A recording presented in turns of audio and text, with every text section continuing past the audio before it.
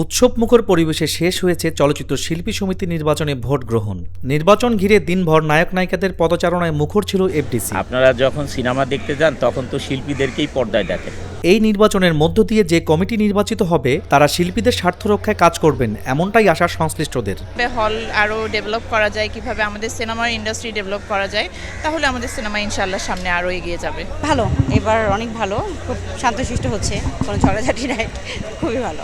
আসলে আমরা ভোটটা দেই এটা মনে করে যে যারা প্রতিশ্রুতি দেয় এবং যে কাজগুলো তারা করবে সুন্দরভাবে, তো এটার জন্য কিন্তু আমরা ওই আশা রেখেই কিন্তু ভোটটা দিচ্ছি, ইনশাল্লাহ করবে। তো আমাদের এফডিসিতে পরিবর্তন হবে, এটা স্বাভাবিক, অস্বাভাবিক কিছু না। সেক্ষেত্রে আমি মনে করি যে আমাদেরকে মুভি করতে হবে, ডিরেক্টরদেরকে উৎসাহ দিতে হবে, ডিরেক্টরদের পাশাপাশি প্রডিউসারকে দিতে হবে। মানে ভালো কিছু করবে এবং সবার পাশে থাকবে, যারা আর্টিস্ট আছে সবাইকে সম্মানের সাথে রাখবে, দেখে রাখবে, সব কিছু কেয়ার করবে। সবার চাওয়া, অনেকে অনেক রকম চাওয়া থাকে, যা পাশে থাকার চেষ্টা করবে। এটাই। এবারের নির্বাচনে প্রতিদ্বন্দ্বিতা করেছে দুটি প্যানেল।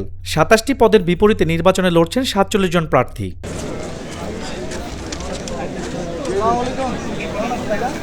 শিল্পীদের নির্বাচন ঘিরে ব্যাপক আগ্রহ দেখা গেছে চলচ্চিত্র সংশ্লিষ্টদের মাঝে। প্রার্থীদের সমর্থন জানাতে এফডিসিতে উপস্থিত হয়েছেন ভক্ত ও স্বজনরা।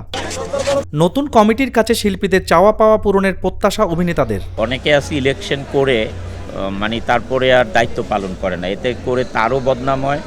আর যেই ইলেকশন করে সেই পদটা ক্যারি করে সেইখানেও তাদের একটা ঘাটতি থেকে যায়। বরং যে সময় দিতে পারবে এইখানে তারই ইলেকশন করা উচিত আমি মনে করি। শিল্পী সমিতির ১৯তম নির্বাচনে ৫৭৩ জন ভোটারের মধ্যে ভোট দিয়েছেন ৪৮০ জন। জয় পরাজয় মাথায় না রেখে একে অপরের সাথে কুশল বিনিময় করতে দেখা গেছে।